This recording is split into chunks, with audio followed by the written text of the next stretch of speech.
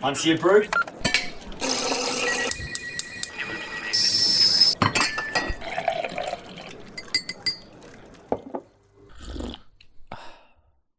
Okay, so the team at Ministry of Defence have given us a selection of questions and topics to discuss. So firstly, has everyone got a brew with them? Yes, yeah, we do. Nice, same as well. And we'd like to introduce ourselves and tell us what your brew of choice is. Hi, I'm Chris, and I've got a English breakfast tea. Hello, I'm Maka, and I've got a vanilla latte. And I'm George, and I've got a caramel latte, actually, since we're shoreside. Haven't got the luxury of one of those nice coffees at sea. And then where are you in the world, and what operation are you on? So we're currently in Bahrain on Operation KIPION, out in the Gulf. It's very hot.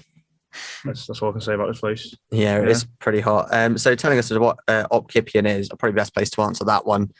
So Op KIPION is the sort of the armed forces or British Armed Forces presence in the Middle Eastern region, sort of conducting various operations within the region. That could be anything from counter narcotics to maritime security. One of the key things that we do on HMS Montrose is keeping the Straits of Hormuz, keeping those open. It's a key shipping lane, and with us being an island nation, it's really important that we get those shipping lanes open. It gets us our links, so we can basically stay afloat as a nation. The importance of Op KIPION, as I sort of already discussed as well, is pretty much just making sure that we're all safe. But anyway, we'll sort of roll into some of the questions. So what kind of ship is HMS Montrose? So HMS Montrose is a Type 23 frigate. It's a general purpose frigate. It's got all different roles, all different sensors that we can use at sea. Duke class frigate. Yeah, so we've got, I think, 13 Duke class frigates in the fleet at the moment, Montrose being the forward deployed one, which means that she's always based out here in the Gulf. She has 2 crews, so we're starboard crew out here at the moment, and port crew currently back in the UK with some well-deserved leave and also training as well. In terms of our roles on board, Yeah, so I'm the leading physical trainer on board. So my job is to not only keep people fit physically, but obviously their morale is important, and that's a big part of my job: morale, mental health, and just leading on the physical training is going to improve both of those, morale and mental health. So I'm going to say I've got a pretty important job, not going to lie. So my job is AWT, above water tactical. So I'm in the warfare department. My job is mostly down the ops room, using the kit down there to do with link, crypto, and picture compilation as well, making sure obviously ship safety at night and through the day as well. And then any operations we can then transfer over to wartime roles as well. And yeah, that's my role. And I'm one of the officers of the watch on board. So my role essentially is driving the ship, keeping it navigationally safe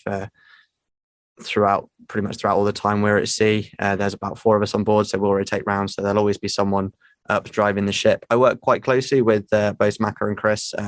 Chris sometimes will be up on the wheel as a QM, so he'll actually be the one steering the ship. And Maka down in the ops room, he's got that bigger picture and he's providing all that sort of information to me on what shipping we've got around, which really helps me for my sort of greater awareness of what's going on. Helps me to make decisions a lot earlier and keep the ship safe. Yeah, just as we previously touched on, then quartermaster is driving the ship. I'm in control of the steering of the ship, led by the officer of the watches. Not only just steering the ship, but making sure if we have any things like breakdowns or anything like that, we've got quick reaction to make sure that everything is run smoothly, so that we can carry out our roles whilst on Operation KIPION.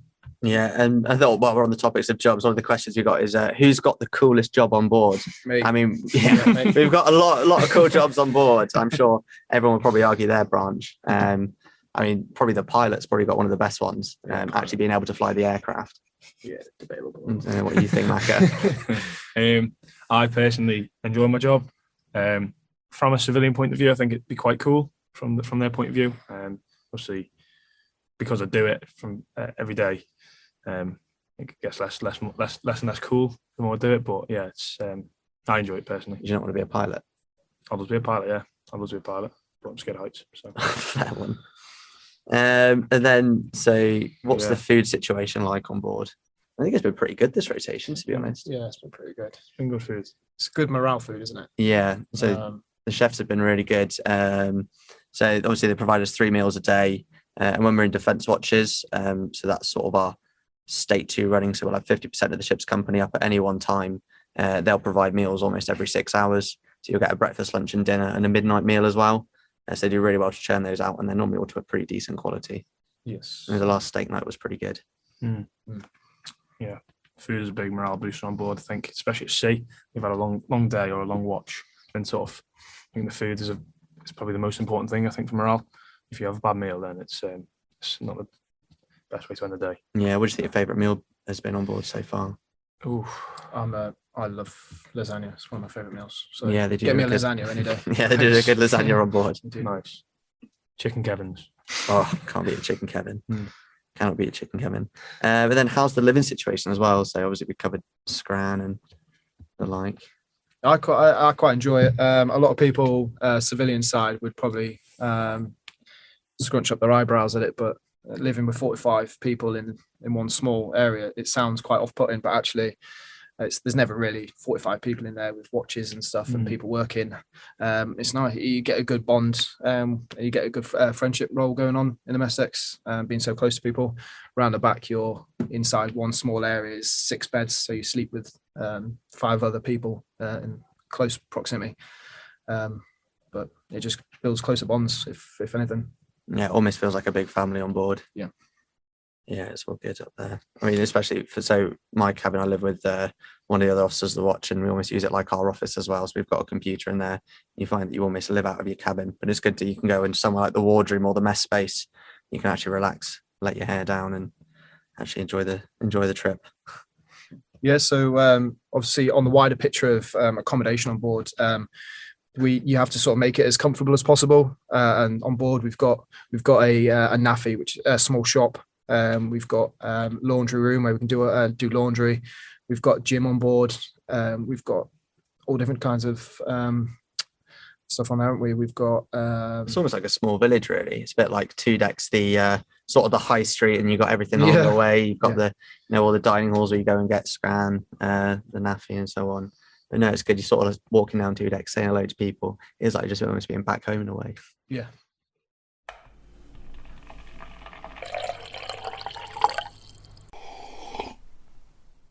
Can you explain your shift patterns and why they are like that? So that's quite an interesting one being out here. So we sort of jump around between different postures, sort of depending on the threat environment, and with that becomes sort of like different working routines. So I know down the ops room, Matt, if you want to touch on those. Yeah, so down the ops room, it is a watchkeeping job. So at sea, I'm always watchkeeping. So when we're in normal kind of cruising watches, we'll be in 1 and 3. So obviously 1 watch, kind of 2 watches off, kind of thing. And then when we obviously move into more of a threat environment, we go to defence watches, which is 6 on 6 off, which is what we were talking about before, where it's like 50% of the ship's company is up at any one time. We rotate rounds on watch in the ops room through that. Obviously, my job's a bit different as the PT. I'm up during the day, making sure that whether the guys down the ops rooms or on the bridge teams or in the engine spaces, they're in their watch patterns. I'm up throughout all of those to make sure that they get the physical training they need. So circuit wise, so I do 3 circuits a day, 1 in the morning, 1 at lunchtime and 1 in the evening. That's to accommodate for all of those 3 watches. So everyone gets a chance to get their physical activity in if they can't get themselves to the gym. So I do a day work. It's called a day working watch. So I'll be up at so for myself, I'm up at 5 in the morning and I go to bed at about 10, 11 o'clock at night every day to make sure everyone's accommodated for. Yeah, and then I guess myself as well, very similar watch routine to Macca. So I'll do 1 in 4 because there's or 1 in 5 now because there's slightly more of us qualified. And we'll just rotate round. So I'll do 4 hours on the bridge in a normal state 3. So just like cruising watches peacetime. And then 4 hours on 16 12 to 16 hours off, which is quite good. It gives you enough time to get work done and chill out, get some fizz in. And then when we're in state 2, it'll be 6 on, 6 off, and we'll normally have 2 of us up for any one time. So while one of us will be actually have the ship and be driving, the other one's there to support. So if we're doing something like we're flying, launching the aircraft, if we're possibly doing gunnery, or we might be doing boarding operations, there's always someone up there to support. And with it being state 2, 50% on, 50% off, there's always 50% of the ship's company up at any one time. And then if we need to, we can call the ship to action, which is state 1, we call it. And it's pretty much getting everybody up, everyone in the position, so the ship's in the best possible posture to fight any threats or deal with any emergencies we might have. Sort of while we're talking about like watch routines and stuff, obviously we talk about when we're on watch. What do you do on your downtime? I go to gym myself. So when I'm not providing training, I'll train myself. Obviously, that's the pinnacle of my job, isn't it? Make sure I'm fit, so to promote fitness around the ship. Fortunately for me, I'm in a position where not only am I delivering physical training, but I'm actually supposed to be delivering morale on board as well, and that can come in different types of events. And just doing like little sports, like little games on the flight deck, and putting on like things like whole ship Cluedos and stuff. That's, for me, that is my downtime, making sure that people's morale is high, and that makes. Are you still in the whole ship Cluedo, Macca? No. Did you get killed? I got killed in that, which was gutted about because it was actually a really good morale booster, as Chris was saying. So whole ship Cluedo works as if, so you have a big pot of names, a space on board, and an item, and you get someone's name, and then you get a position, a place on board, and you get an item, and you've got to basically eliminate that person from the game by getting them in that compartment with that item at the same time. So I got killed pretty quickly in that. Who got you? I got killed by WE in my place of work. I did speak to Chris about that because it won't be unfair. Did bring that up. So it was in the ops room by WE with a I can't remember. What was it? A torch? I think it was a torch. Oh, that's quite an easy one. I think it was a torch. Yeah. So I got the navigator down the ship's office with a dart. That was pretty tricky. But no, I'm thankfully still alive. Currently got to get someone in the heads or the toilets with a CO2 fire extinguisher. So yeah, so it's gonna be an interesting one how to justify being in the toilets with a CO2 fire extinguisher. Got to think about that one. You're not in it, are you, Chris? I'm not. I'm arbitrator. Yeah, someone's got to. Yeah, someone's got to. So what's the most interesting thing you've done in the deployment? I mean, it's been fairly mixed bag at the moment. There's been both alongside and at sea. Mine personally was the charity event I organised. So I ran a charity event for the Royal Navy, Royal Marine charity. We were able to raise £1,000 for them. And how it worked was I would have a bar with 60 kilograms on it. And for every 10p someone donated, I would do one deadlift. So obviously we raised £1,000, so I deadlifted 10,000 times. And that was 5. Yeah, that was horrendously emotional. 11 and a half hours I was lifting weights for. Yeah, the ship does actually quite a lot of charity work. In fact, one of the sort of similar time to that, one of the guys on board wanted to get his hair cut.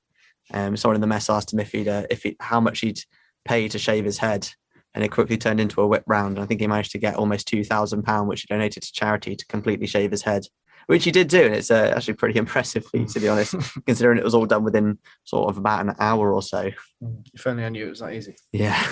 I want to run a charity event as well sometime within this trip, so I didn't touch on before. I'm the ship's barber, as he call it, Macca the barber. So I'll cut people's hair. I'm very busy with that. So what I want to do is I want to raise a lot of money by cutting hair without charging. Well, charging, but obviously it all goes to charity as well. It would be the Royal Marines, Royal Navy charity. Obviously it's a big charity for us because they provide us with the fizz gear we need, and it's a big morale boost for what they do. Yeah, they look after families at home as well whilst we're away, which is a big one for us. So yeah, it's good to get a kit off them and stuff and some morale on the ship. But at the end of the day, most people on board have got families at home, and they look after our families, sending packages home to to children, etc. So that's a big one to raise some money for them, because we look after them, so for them to look after us in return. Sort of like keeping in contact with family. How do you guys do it? Yes, it's quite good now. Over the past couple of years, we've been able to establish Wi-Fi on board, so that's helped a lot. Back a few years ago, it was just emails. You just send an email back, but now it's Wi-Fi, so you can keep in contact with family quite well. Messages, I think it's not as the Wi-Fi is not good enough to do things like FaceTime, but even just sending a message nice and quickly and receiving one is just so much better than an email. And that's just a massive morale boost as well, isn't it? For that, it is. Yeah, the Wi-Fi is a great morale boost, and yeah, and obviously we have Paradigm as well, satellite phone. We just ring home when we're at sea. Doesn't matter where we are, we can ring home, which is a great. And of course, you've got all the Blueys, I was gonna say you got the old school Blueys as well. Bluey, yeah. Can't beat a classic. And I know one of the guys in the wardroom, he's got a little pocket printer. It's only like what size of a wallet, and he just plugs his phone into it, and he'll take pictures of us on ship or something, and he'll probably like stick them in a Bluey and just send them back home. Just quite a nice little picture of him with the sea in the background. So for those of you who don't really know what a Bluey is, so it's just like a sort of a pre-printed like blue letter. So it's all like A4, so you can write in it, and then you just fold it all up. It's even got the little tabs and the things. So you just seal it up, and then you send it off, and it's sent off for free by BFPO. So it's a good way as opposed to like, if you're out in the middle of the ocean, you can't really go to a post office and get stamps. So you can, write it when you're out at sea, and then as soon as we get alongside, we'll get our mail in, and then we'll just send it off in the outgoing mail. It's just a nice personal touch, isn't it? Rather, it's more personal than anything. So. Yeah, it can't be a nice handwritten letter.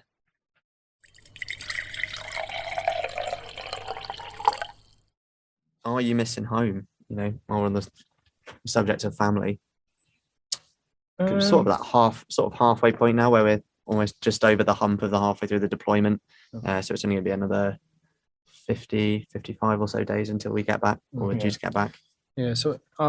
So this I've just completed my 14th year in the Navy, and this is the first time I've been given the opportunity to do this rotation thing on ships, which is the 4 months of being out here, 4 months at home, and I think that is a great thing for downtime when we do go home, because it's not them telling you you're going to go away for 10 months. It's you're being told you're going to go away, and you're getting time off.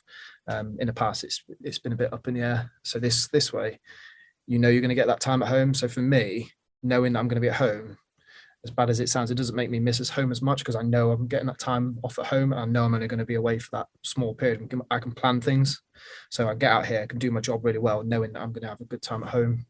And so for me, this part it's made me miss home a little bit less, but because I know I'm going home to see my family for a good chunk of time when I get back. Yeah, 4 months isn't actually that long when you come to think about it, because by the time you join the ship, you go straight into TWIT to sort of prove that you're ready for operations. So it's like theatre, integration, weapon training, to prove that we're ready to fight after having spent 4 months off ship. And then as soon as that's done, you're straight into operations, and the next thing you know, you're back before you know it. Yeah, I like it when it's busy, because when you are busy, it's especially when you watch keeping at sea, it does take your mind off. Being away from home, so that makes it easier. Being out here, being operational, being busy all the time, it makes it a lot easier, I think, and the time definitely does go quicker. It's nice to count down from 4 months, not 11, isn't it? Yeah, definitely. Yeah, I mean, I was joined the ship last February, so I've done, this is my third rotation now, so I've had two sort of the 4 month stints back home. I mean, it's been a bit of a pain with COVID, but it's been quite good just to actually spend that time at home, and to say you're actually at home for a decent amount. Although it's not 4 months completely off, it's not a case that I'll fly back into the UK and we'll just sit at home for 4 months. We'll still do training within that, because we have got to keep ourselves current. So coming out here into a quite a big operational environment, we've got to sort of keep our skills up to scratch. And sort of spending 4 months at home, you do get a little bit rusty. So it's important we stay current and up to date. That's probably a good question to lead on, then, isn't it? Does much go on in the Gulf? So no, does much go on in the Gulf? You get periods where where you can go to sea for days and not see one ship, and then a couple of days later, there's the ships everywhere. Yeah, I think it depends where you are. So I think this rotation so far has been pretty quiet. So we've sort of been tasked to do some counter narcotics operations, but at the moment it's fairly quiet, and this because the seas are quite choppy. So because of the because of the sort of time of year, June, July, you get the monsoon in the area, and with that, it brings a much higher sea state. And for the last 2 rotations, when we've been out, the seas have been almost flat calm. And I think for some of the newer guys coming out onto a ship where there's quite a lot of waves and a bit of sea state, quite a few people on the first couple of days were going down with seasickness. Yeah, this is my first time out here, this side of the world. This was obviously a big shock to get used to it. So I've in previous deployments and operations, I've done tow array patrol ship duties, which is out in the North Sea and up near the Arctic Circle and the Barents Sea as well, where it's a lot more colder and a lot more choppy than it is around here. So being out here is a big shock, getting used to the heat and the different patterns of life out here as well. Out to sea, it's a lot different from going from kind of a Russian threat to kind of an Iranian and boarding missions. So yeah, it's a lot different out here, but I'm enjoying it. It's an enjoyable deployment, I think. Definitely is. Yeah, which do you prefer? Do you prefer the hot climate of the Gulf, or do you prefer it back in the cold north? I prefer hot. So it just gives me an excuse to get my top off and do Yes. some sunbathing. Yeah, I prefer the hot as well. You know, it's not worse than going out to specials and being sideways.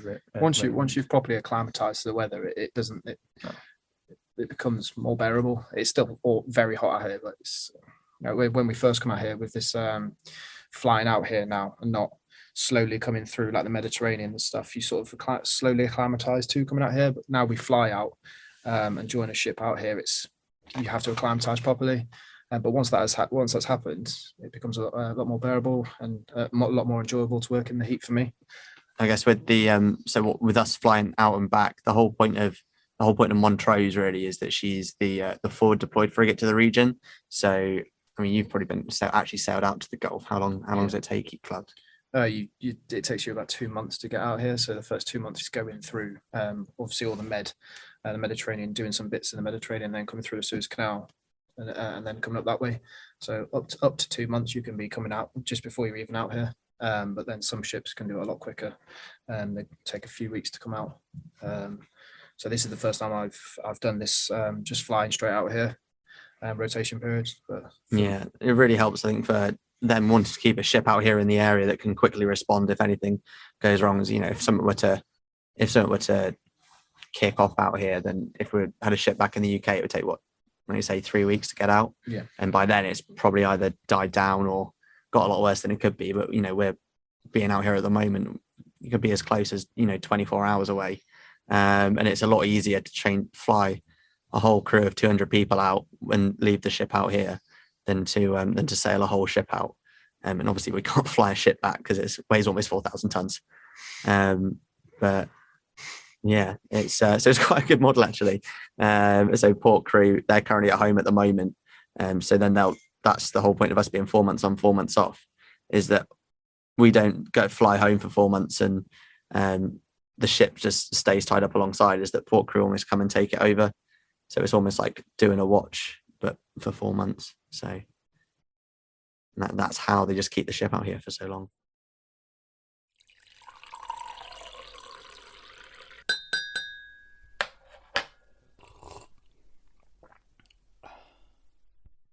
Obviously, with us being out here and in the region, what's the importance of the shipping lanes to those back home in the UK? I mean, Mac being down the option, you probably understand this quite well. So with that question, it's very important to keep the shipping lanes open. So obviously, Straits of Hormuz is a very tight point. The Bab el-Mandeb Strait and obviously the Suez Canal, they're all very important shipping lanes out here. For obviously as we touched on before, being obviously an island home, shipping lanes are very important for us and the people back home to get obviously what we need into the country. So obviously being out here, protecting the shipping lanes, keeping everything safe, and making sure everything gets through safe is very important. And you can sort of see that effect, although it wasn't a military issue when that tanker ended up like skewing off into the Suez Canal and got stuck, so they couldn't get the ships through. There was all that shipping backlog. I think I saw several news articles on various effects it's had on sort of the economy, where ships weren't able to get stuff in, people couldn't get stocks, and you just don't realize the important vital supply chain of shipping until it's actually stopped. So with us being out here, we're just making sure those routes are free. And also being at UKMCC, we've got 4 MCMs out here, 4 UKMCMs that work with the Americans as well. And a threat for shipping could be that a shipping channel could get mined. So makes it incredibly dangerous then to transit through. You've just got floating explosives in the water. So it's their job to go and make sure it's clear so we can maintain that flow through. So it's another quite important thing of Op KIPION and actually UKMCC being out here as well. Why did you join the military? For me, all my family are military, from different types. So my dad's a pilot, my mum's an aircraft controller, my granddad's was submariner, then merchant navy, so forth. All my family have always been forces, so I just followed route, and here I am. Yeah, similar for me really. Military family. My granddad was in the navy. Very big, like, kind of naval family. Cousin was obviously in the army, and my dad's always worked away as well. So it's always worked to me, like working away and doing interesting things. Couldn't really see myself doing anything else, to be honest. That's probably why I joined. So I haven't really got any family in the military at all. My great uncle, I think he was in the merchant navy, but I just sort of got into the navy by chance while I was at uni doing computer science. Sort of joined what they called the ERNU, which is a bit like a university Royal Naval unit. So they get university students and teach them what it's like to be in the Royal Navy. And then through that, I got really into whole work in the Royal Navy. And I may have failed a couple of computer science exams, but I left before they could tell me I formally failed. So then I went to join the Navy and haven't really looked back since, really. It's been pretty good so far. Haven't really had a sort of overly bad experience as of yet. And obviously sort of with that as well, you can't just go straight from Civvy Street into the military. There's obviously the training involved to get you from that, civilian into that military mindset. I know as an officer, you do your initial 30 weeks at Dartmouth, and then you go on to do my specialist training, which took 2.5 years. How about you guys? So my training as a PT is 6 months. 6 months at the at HMS Temeraire in Portsmouth. Pretty arduous. So you're talking three normal circuits a day, 3 rope climbing sessions a day, gymnastics for 4 hours every single night, and that's every day for 6 months. And it's tiring. You're finishing at 2 o'clock in the morning. You're back up for 5:30 in the morning. It's not only challenging on the body, but it's also very mentally challenging. The willpower is a big one for my PT course, but it just shows you what your body can do, and then hopefully you can promote that on to the new recruits coming through training. So that's my training. Yeah. So as an able rate, you go through HMS Raleigh for your phase 1 training, and this is basically to teach you the core values of the Royal Navy. Almost your whole training, 10 weeks at HMS Raleigh, does teach you all the basics you need to know to be a sailor in the Royal Navy. Fitness wise, obviously you have the PT department, HMS Raleigh. That's probably the most fun part of Raleigh. But it gives you that discipline that you need to transfer over from Civvy Street to military life. It was enjoyable. Yeah, I actually enjoyed my phase 1 as well. It was pretty good, 30 weeks at Dartmouth. And then obviously after that, I went off to sea for 2 years and joined various different ships. I did some time on HMS Northumberland for 3 months, learning sort of all the different roles of all the departments. And then I did 9 months on HMS Penzance for my specialist fleet time, where I learned basically how to drive a ship, and then passed course, qualified. It was quite a step change actually coming out here from minesweeper up in Scotland, then to coming out here and joining a frigate in the Gulf, and it was completely different, but it's been really good so far. Now working under UKMCC. Yeah. So UKMCC. So what does it stand for and what does it do? I don't know if you know what it stands for, Maka. The UK Maritime Component Command. It's forward presence in the Gulf for all the reasons I mentioned before. We're at an important maritime checkpoint. It's just vital to the world's trade. Obviously, we work to keep that free. And UKMCC sort of being based here in Bahrain, they offer a really good support facility for us. So being able to come in here, and we've got sort of various sort of personnel aspects. So we could use the gym here ashore. They've got a coffee shop, so we can actually go and get the caramel latte today. I haven't got the luxury of having a caramel latte on board, but they're a really good support facility, and they really, they help with operations. They just offer that base, that mothership for which all the units will operate from. So with this 4 months on, 4 months off, and 4 months out here, we've had sort of a maintenance period, and then let's see how does it compare to the other deployments that you've done? I've only really done sort of 4 on, 4 off, but I know you've done quite a few different ones. This is my 14th time out here. 13 of which have been just the normal package, coming out here between 8 and 11 months, and working under UKMCA, etc., and different CTFs, and actually in a different branch from me as well. I wasn't always a PT, so it was majorly different for me. I was warfare, like you, Maka, before, in the sonar role, so searching for submarines, but now I'm in the PT role in a different rotation period, and for me, this is brilliant. This is probably one of the best times I've had out here, so great for me. Yeah, it's definitely a big comparison between what I've done. I was touched on before. Obviously, being out here, you're forward deployed on boarding missions, and then obviously on the other side of things was territorial patrol ships. So kind of submarine patrols up in the North Sea. So it's a very big difference in operations. I think we've pretty much covered most of it. We go through like, what kit do you carry day to day? Sort of being on board, we don't really carry that much kit with us. Not like the army do, where they got massive backpacks. Most of it's all fairly close to hand. But I don't know if you had a favorite bit of kit on board that you like to use. My whistle. Your whistle. Bosun's call. No, What? my speakers, obviously. Oh yeah. Of course. I take my speaker everywhere with me. That's morale. Whether I'm working on different parts of the ship or I'm taking my circuits, music is a big one. Yeah, no, I've got a really good speaker as well. And even just sort of like when you're doing work and just being able to put that music on. Ship's quite a surprisingly loud environment, because you have the ventilation on, you hear the engines running, and just put a speaker on, a bit of music in the background really helps when you work. Yeah, so clubs, as you were saying about speakers and using it for store ship, we've actually got a store ship right now, which we're just about to start soon. So we should probably head back and help out the rest of the ship's company, bring all the stores on board. That's it for us. I hope you enjoyed the podcast. See you later.